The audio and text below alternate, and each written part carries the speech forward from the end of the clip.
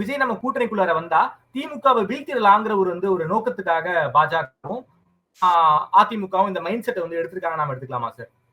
கற்பனை கணக்குங்க. 15%, 20%, 10% எல்லாருமே கற்பனை கணக்கு தான். 5% இருந்தாலும் என்ன ஒரு தேர்தல் நின்று இருந்தா அது ப்ரூவ்டுன்னு நம்ம எடுத்துக்கலாம்.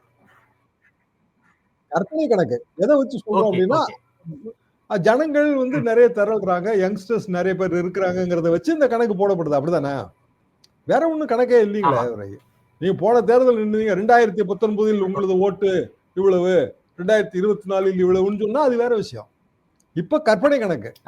கற்பனை கணக்குன்னா விஜய் ரசிகர்கள்லாம் விஜய்க்கே ஓட்டு போடுவாங்கன்னா நீங்க எடுத்துக்க முடியாது.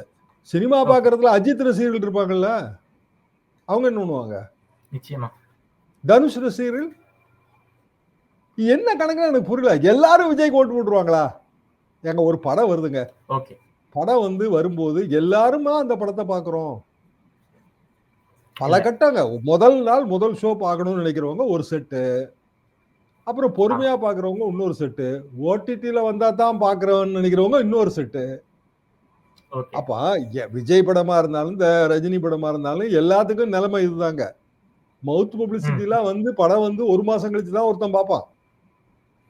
சோ படம் முதல் நாள் படம் பாக்குறவன் தான் அதே மைண்டு தான் எல்லா நாளும் அவன் எல்லாம் ஓட்டு போட்டுருவாங்கிறது பைத்தியக்காரத்தனம்.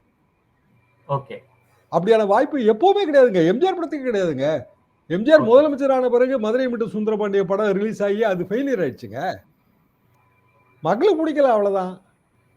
அந்த கணக்கை போடாதீங்க, அது தவறான கணக்கு.